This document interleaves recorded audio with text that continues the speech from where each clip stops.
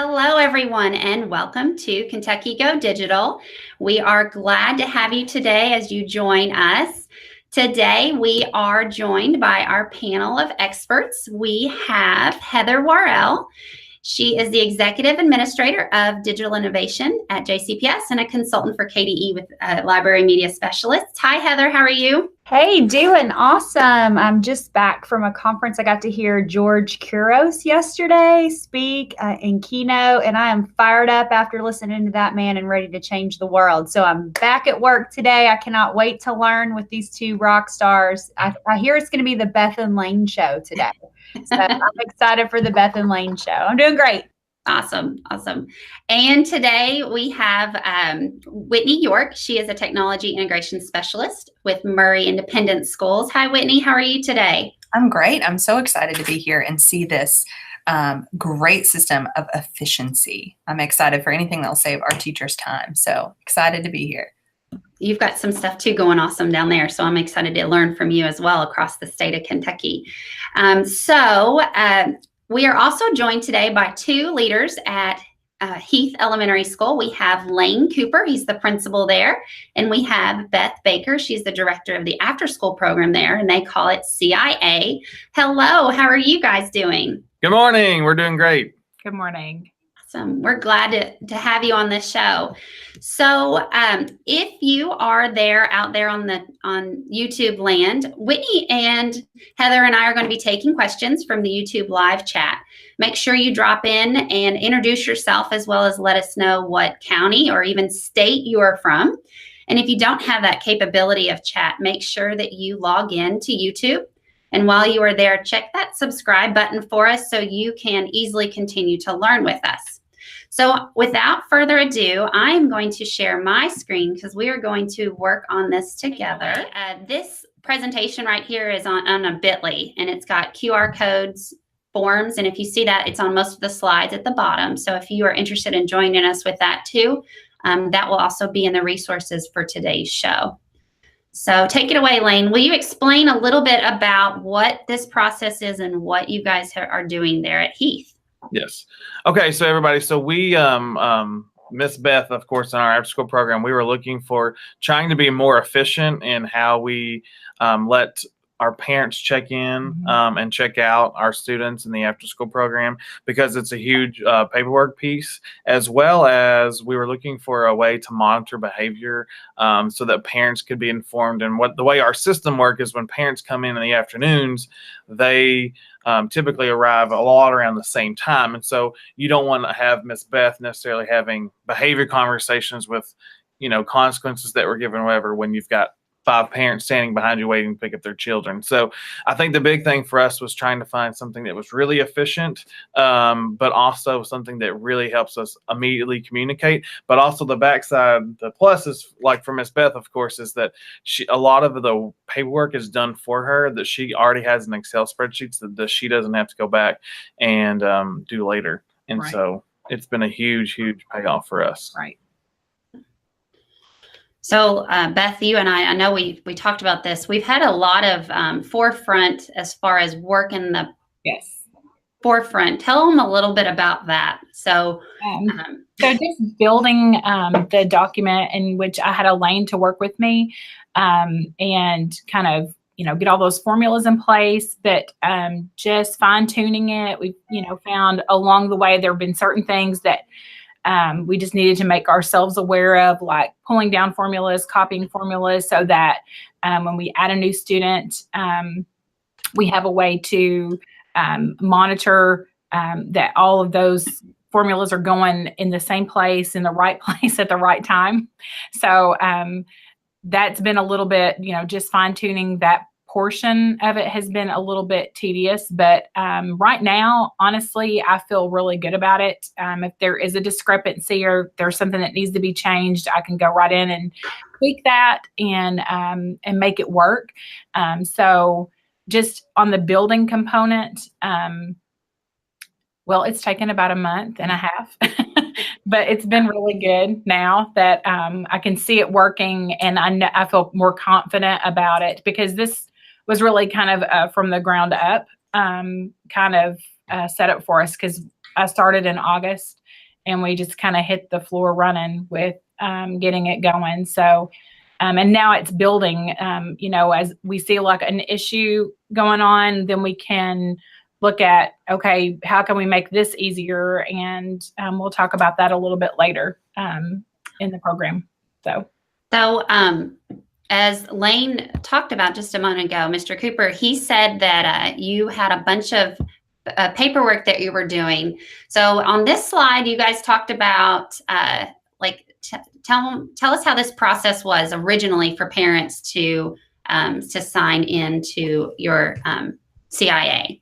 Okay, so there was a binder, and every child, it was alphabetical. And so every child would either be checked in or out by parent, and they would sign, check what day they were present, and then sign. And then all of that information was being copied by hand each week. And then a rolling tally, like tally mark system was being utilized. And that's taking the person before me 7 hours a week. Yeah, 7 hours, which is crazy amount of time. Yeah. To be spending weekly on any kind of paperwork. So, so now, will you explain a little bit, Beth, about the process of what they're doing to sign in for CIA now?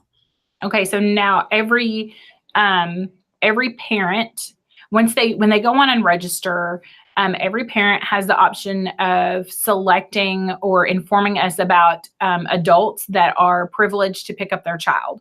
And so when we print a QR code, it has the student's name at the top, and then it has the parent or a guardian or another approved adult is allowed to, and it has their name at the bottom. And then they come up, scan the QR code with a QR reader, which is set up on an iPad, and they scan it, or we can scan from our phones. And we do that a lot when we're on the playground, or we can be anywhere on campus and we can check in or out a student. And we can clip up or clip down a student using our phones. So that's fantastic. But the parents just typically come in, scan that QR code, and then I can see in real time if I'm not familiar with the person. By now, it's repetitively the same people most of the time, but sometimes I have a new person. And so if they have a QR code, I can make for sure that the person that's, picking up this child is registered with us. Sometimes they'll say I'm having to use dad's QR code because I lost mine, but I can go and you are, and get an ID if I need to. So it's a lot more secure when you're not sure of, who the person is that's coming in to pick up a child. So, and I love that part too. Yeah. It's an extra security measure for us. So Laine, tell us a little bit, like what's some of the feedback that some parents have said for this whole process of CIA and even the behavior. You alluded to that, and that's even, we're all wondering what that is, I'm sure. But what have the parents' feedback been that you've heard? So just on the check-in system, I would say that, I feel like our feedback's been very positive. Mm-hmm. I think it's made things quicker. Like anything, I think in the beginning, it was maybe it wasn't as quick, but then they quickly learned, like, okay, this is going to make things quicker. And it didn't take very long for them to really kind of adapt. And now I don't think that they would be very happy if we made them go back and do the actual paperwork side of that. So it's been very positive. Like, no one's complained at all. And I think they've just been, I think willing to change and take this on. So, right. So you talked about the behavior part. And so Beth, I remember when we built this, we actually got to, we started with the whole data process of getting that in, and then you started with the QR codes, and it was like we both had this aha moment of, what if we took and we did this with behavior in addition to that? And then, so Laine, tell us about how you used to track behavior with what tools you were able to do that. And so what are you possibly seeing with this new tool that you're able to use with CIA? Right. So, it was a little bit of, hodgepodge, if you will.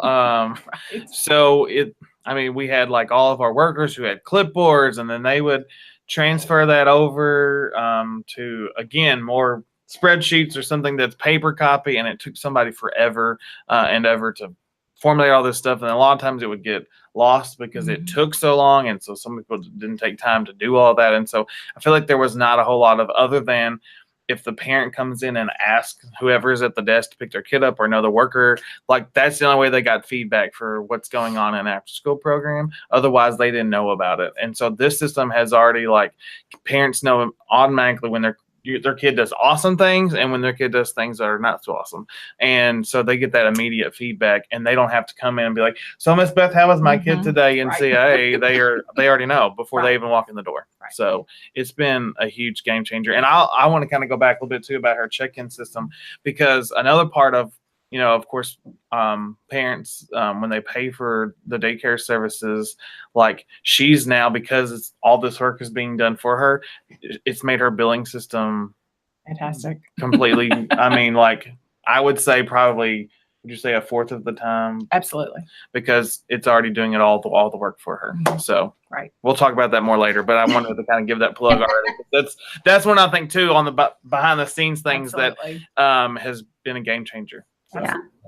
So Whitney, is there anything going on the YouTube chatter that's going on about, like, questions or anything that I've missed? We have no questions yet, but we have several people joining us. So we have lots of people watching, and I'm excited to kind of see. And Mike, I have a question though. So your behavior system, and you may be getting to this, but we kind of talked before the show, we use a ClipUp system in our elementary. What kind of behavior system did you have before? I know you said it caused you a lot of paperwork, but what behavior system with your after school program were you using? And I think you just said you weren't really kind of keeping that data. It was kind of hard to get it all together, but what behavior system are you using? Because a lot of people use different things. So what do you do? So we were doing the clip up, clip down system, and everyone starts on green. Right. But it was a physical system where, like, clipboards were used. And so when a teacher went out with a group to a club, then she would clip up or clip down students accordingly. And then she would have to come back into the main cafeteria, which is the hub for us, and translate that onto a larger board. And so, then if the day is crazy, that's probably not going to happen. Or, the kid will come up and remind you, oh, I clipped up for whatever, and so then, you're clipping up based on what the child is indicating rather than what your data really says. So, because I have a lot that come and go, I was on pink today. Well, baby, you were on pink in homeroom, but not in CIA. So there's a difference. And, they've had to learn that there's when you're with me, your time with me, then we reflect your behavior and I can see it. And the best thing I love about having it digitally is in real time. If they're in archery and I have a couple friends who aren't doing what they're supposed to do in there, that's a dangerous territory. And so I immediately can just step in and remove them and have them to come out and then send them back in when they can agree on having appropriate behavior. So I can see it in real time, so that if I need to go in and assist a teacher, then I can do that. And so I love that piece of that, because I know what's going on and I know how things are going. And if I have a bunch of clip ups from a group that's in a club, then I can reward them when they come back to me and they get to see it immediately. So I love that part too. I think that's awesome. And even for regular classroom teachers who are not an after school program, how often are we using those systems in our individual classrooms, and the principal doesn't know that this class is having a really great day until the very, very end of the day or the next day sometimes. Right. And, for the principal or for other administrators to be able to say, hey, there's a really great thing happening in Miss Jones's classroom today, that's a great way to kind of break down those walls and share that data with the whole school. So I love that. Right. Yes. I didn't even know that, Beth, it's now that I think about it, it's definitely, yeah. So yeah, you're able to break down all those walls and see straight across what every kid is doing. And I wonder if we need to add you as one of those notifications that you get. Right. So, but, so The data, Laine, it looks like, so it's pretty much 1 to 3 is what it kind of looks like, but I know this is a small population of it because you're using it in a very small sample of your school. So your school's about, is it 500 plus students? Is that correct? We have about 450. 450. Okay. So it's not too big, not too small of a school. So, but you're just using it in the smaller population, which is a little over 200 for the after school. So that's pretty cool. Yeah. And then this was something that Laine, tell us about what Swiss you used to use, because that was tell us about, so now this data shows what is going on, I guess, more. Right. So we, of course, Beth is actually our guinea pig, and so she's looking at doing this in our after-school program. We really are looking into doing this as a school-wide piece, trying to kind of work those things out. So she's taken this on to see kind of how effective it is before we just kind of launch it. And so it's been one of those things that I'm excited about, because basically this would eliminate all kinds of data entry like the Swiss program. Like right now, I even have like Google sheets and things that I've created that I document things on daily, where I've got, students have write-up forms or gold forms like week or minor forms and things like that I'm having to constantly monitor and check. And so I think it would be something super awesome to look into, is because she's having to basically not put in any behavior data except for the complete entry then, and not have to go back and do anything later. Right. So I think it's a complete time saver and so efficient, and I'm jealous. So we're looking into doing that as on a school level. So as they said, that I got to help them build this, so it's kind of not fair for me to kind of give them, make them try to understand exactly how all the back things work. But as if you choose to try to go down this path that they've gone, we are going to, as Kentucky Go Digital, create videos that will assist you in step by step on making this. And you don't have to do everything. Whitney, I know you talked about how you just did a behavior plan or a behavior class. Will you reshare that with everybody so that they understand what you were able to build for? Yeah, and actually I can share my screen really quickly because I just made a copy of this form. This is something one of our teachers did, and that's why I was really interested in this episode 2 today, because it's real small right now. It's just happening in 1 or 2 classrooms. But what we had going on, let me see if I can share my screen here.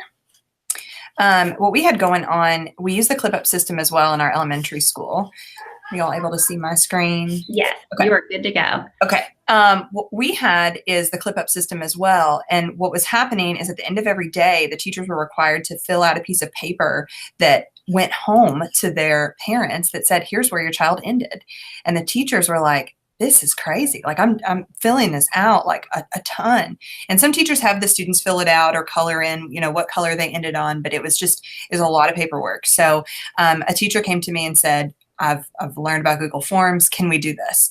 And so what we did, this is a copy of her clip chart, just as an example, is she put her student names and student pictures in, and the students actually, and she teaches kindergarten, so anybody can do this. The students actually pull this form up at the end of the day, and I'll show you what the live one looks like.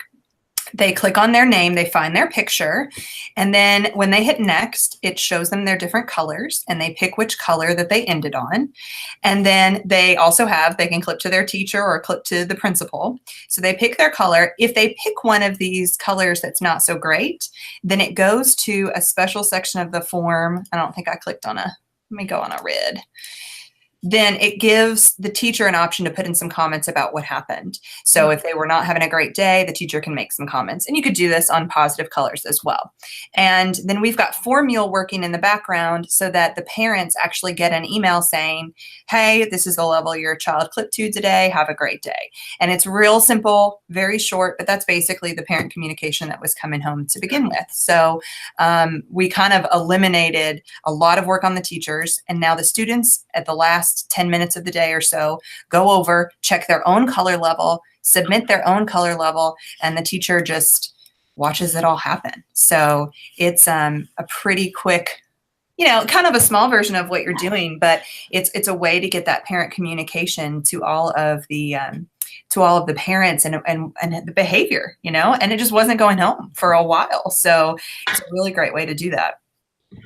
So being my kids used to go to Heath Elementary, and so that's similar, but it's like now in a way, but it was paper wise, which is great too. But where Laine, you kind of talked about a minute ago, how we lost the data collection. So you're not seeing necessarily the trends of, where's the location, or even those positive trends of look how awesome our teachers are doing with their positive to negatives. Yeah. And also specific for certain students that may need to be placed for special education or IEP data. So just think of all that awesome data that you're collecting there, Laine. You guys are doing it. So Laine's a future, or he's a past special ed teacher. So he's a nerd like I am on the data. Yeah. So he and I both kind of can combat with the data too. So, but so I didn't want to force them on digesting all the background stuff, but as far as how this works. But the first thing that Beth and I did was we needed to make sure that we gathered permission from anybody that you send text messages from. And so Whitney, this is your tip on adding an additional thing to what you've got on your form is you can actually send information to cell phones through an email address. And so this form on this slideshow that we've got shared with you, it is linked to a document that will help you make a copy for this as well. And it gives you all the legal jargon that you may need as far as opting in and opting out, and that you would be, service to possible fees and that kind of stuff. And we're familiar with that as we go through. But another really cool thing is that you pick at the bottom what carrier you use. And Beth, do you remember this whole process? Yes. She was like, what? But so if you have AT&T, it actually uses a specific ending for that email. So did you know that, Whitney, that you can send a text message? You're blowing my mind. Now I got to go fix our form. It's okay. But I mean, if you say you didn't have access to text messages, you can know what carrier you have, and then you can write the cell phone number and then put that in the subject line or the email address line, and then you can actually email a text message. And that's really the basic thing on how this is doing. And so it kind of gets a little bit technical, but like I said, we were going to walk through the steps for you with those create videos so that you don't have to worry about that. So, okay, Beth, I'm going to let you take it away as far as the next one, okay. But tell them about creating the key fobs, if you will. Okay. So when you go into to make the key fobs, we have a formula and we copy that down for each student. And so each I don't know what you call that at the bottom, but I go to the form responses, and then every adult has a key fob that's assigned to them, 1 through 6. And so I just click on that, I copy the formula, and then I go to a QR code generator. And so then it generates a code for that specific individual to pick up that child, so that when they scan their code, I know exactly what child and what adult is picking up.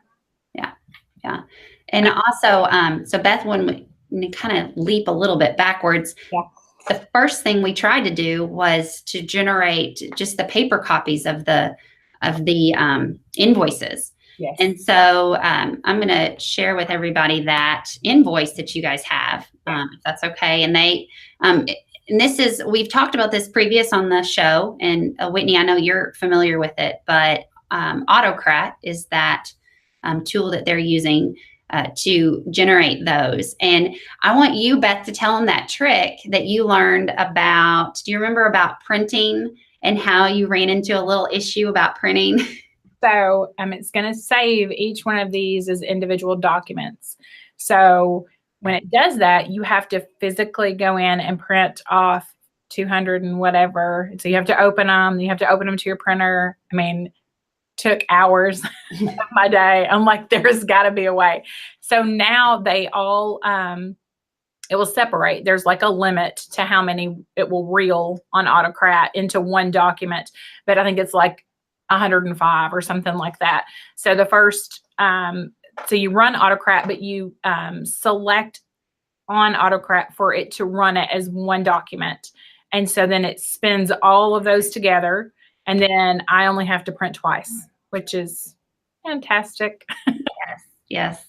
And you, I was explaining to you on that spreadsheet, after you create the Autocrat and run it all, if you ever needed to like reprint one of them, at the very end of that spreadsheet is the link to that individual person's document. And you can just pull that up and reprint it for a parent or whatnot, or make, editing adjustments if you need to. But one of the best things I think is that your tenacity to not give up, Mr. Cooper and Beth, Miss Baker, you're like, okay. And I'm like, if you build it, they will come. And so you've been building this, and it's just gotten to be more efficient and even better. And I love that about you guys. So kudos to you guys.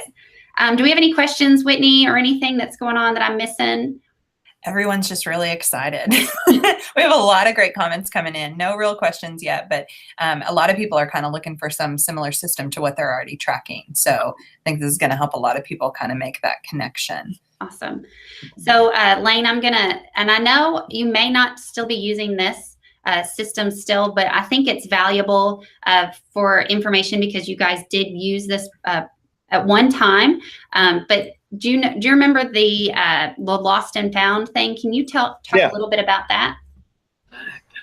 So like everybody in every school, there's always a mound of things that kids leave behind. And so one of the things last year that Elaine helped us with is try to find some way that we can get parents to find what's in the lost and found so that we can have people claim it. And so our guidance counselor actually worked with taking pictures of our lost and found items and kind of keeping that up to date.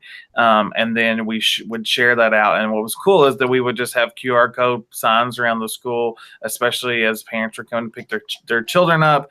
And then they would just be able to scan it and it would automatically take them to our lost and found form. And then there would be pictures of all of our like coats and stuff that would be lost and found items or hats or whatever it is, and then parents could click on the thing that belonged to their child and then submit that to us so we knew exactly what belonged to them and they could come pick it up. So it was a really nice easy way for parents to kind of see, oh yeah, my kid's been missing that North Face jacket for 3 weeks and there it is. So it was kind of a really easy way for parents. Yeah. And I think one of the things, and we go back and we punt and we regain plan. But one of the things with this one is just the constant of making sure that all your things are kind of organized, and they have to, and it is time consuming. So I'm sure there's a system that we can work out through to make it more efficient for you. But it's really cool as a parent to be able to look over and not have to actually physically be there. So that is really, really, really neat. So we also talked about, I'm trying to manipulate. So Beth, talk to me, and I'm going to brag on you again. So as I was helping you learn and these tools, she emails me this last week. And Whitney, this happens to you all the time, I know. And she says, and this is my aha moment, Laine, you know how your students, you're just like, they get that and you get so excited. So Beth, I think of her as one of my students. You're a good teacher. She emails me and she says, Elaine, I'm going to do this November clubs thing. And I was like, no way. So she's already learned how to fish. And that's the aha moment with these tools is that, and I say it's like drinking Kool-Aid, you start to see what the ability of these tools are. And you're just like, a light bulb comes open. So Beth, I'm going to let you take it away and tell them about what you've decided to do with these November club things. Okay. Just real quick to go back really quick. Mm-hmm. We also check in every student. They have their own personal QR code. Yes. So we check them in every day to CIA so that I know who I have, because we were printing the rosters and like highlighting every student. It was ridiculous. So now we physically scan everybody in so that if a parent comes into me and goes, do you have whoever today? I can just search for them and go, nope, we didn't check them in. So that's fantastic. And secondly, so now to go back to clubs. So it takes me 3 days to 3 whole days, 8 hours and some change to go through everyone's club forms. And you can see those on your screen. It's just a calendar, and every child goes through and picks every day what they would like to do from 4 to 5. We offer at least 3 clubs every day. So they go on in, they check all those. So then I go through and I have to make a spreadsheet and I put, okay, they want to go to nature club. And so then I have to pick through and sort everyone that goes to nature and then enter their names. And then they want drama club. So then I have to go through all of them again, pick out the dramas. So I do this for every day. It takes a lot of time. And then I'm not planning, which I love to do. So I'm like, why can we not let the kids register for clubs online? So I just made the Google form. I entered in all their choices for each day once I had the calendar built. And so even just yesterday, I've got like 35 that have registered. And they did that during CIA, and they went in, they picked what they wanted to. And then I told them, as you make a choice, circle it on your calendar, take the calendar home and put it on your fridge, because another missing piece is they would take the calendar home, select their choices, send them to me. And then I was keeping them because I had to have some kind of backup. If, he's supposed to go to drama, let me check for his form. And I would alphabetize them so that I could pick their form. It was just craziness. So now the form can go home. So mom knows that he's in drama club. So don't pick him up till 5:15 on Mondays. Like there are certain clubs that meet a little longer, that meet on specific days. They usually are really upset if their parents pick them up on archery days early, because they really want to participate in that. There's a couple days a month that we have outsiders coming in. They really want to stay for those programs. So if the parents know ahead of time and they've got the calendar and I have the data, then everything is golden. So how are you letting them know? I see the kids are picking their choices and they have their choices on the calendar. How do the parents know? Are you emailing them those choices or sending them a copy? I haven't built that yet, okay. But that can be to come. You have that, so that can just extend to them, so they can email it, or print it out from an email if they want to. But yeah, building pages. But that's a great idea. That's next. Awesome. Heather, welcome with us. Heather Worrell just got to rejoin us. She was stepped out for just a minute. But Heather, will you explain to some of the principals that are watching, because we've got a lot of chatter. We've got principals from Norton Commons here at JCPS, and I see we've got Allison Langley, who is in Hardin County. And we've got, so explain to them what these tools and how they, and my favorite thing that you say, force multiply. So just a little blurb for us that explains, I know, about the work in the foreground versus what it does for them in the long run. Right. So smarter, not harder is what we always like to say. And, for principals, and we're always like, well, where do I get started? And I promise you, it's short-term pain, but long-term reward. Short-term pain because you got to learn something new. Well, guess what? We've got to constantly learn and grow and try to get better for our kids and the teams that we lead. That's not going anywhere. A master teacher is a master learner. A master principal is a master learner. So, you got to learn something new, dig in. We have all kinds of videos on our YouTube channel, on the Create channel, about how to make a Google form, learn how to make a Google form, and learn how to leverage these tools to build efficiencies for your team. You want a happier staff? Create a work environment that's efficient and transparent, and allow people to save time, and see what happens to your school culture, especially on the TEL survey under communication. You'll see that continue to improve as you leverage these tools and build these efficiencies. Was that what you wanted? Yes. All right, good. It's like they get nervous. And I know, Laine, that's been kind of a thing for you guys. Every once in a while you think, oh, I don't know, and it's just one more thing. But I really need to commend you guys, because I think you guys are awesome. You're right on it. You guys and you do it in a great style. You're not too wild and crazy, but you don't go overboard, but yet you do in a while. And you're laughing at me, Laine. Yes. Because I'm laughing because I feel like it is true. You drink the Kool-Aid and then you get really addicted, and you just keep trying to find new ways to make things more efficient, like all the time. So yes. Yeah. It's like once you start connecting the dots, it's like you see, like you said, Laine, you see possibilities everywhere. Everything can be a Google form. Yes, and then you start thinking about like, why do I do things this way? Or then you start getting frustrated with other people, like, why can't you do this more efficiently? Why do I have to do this on paper? Right.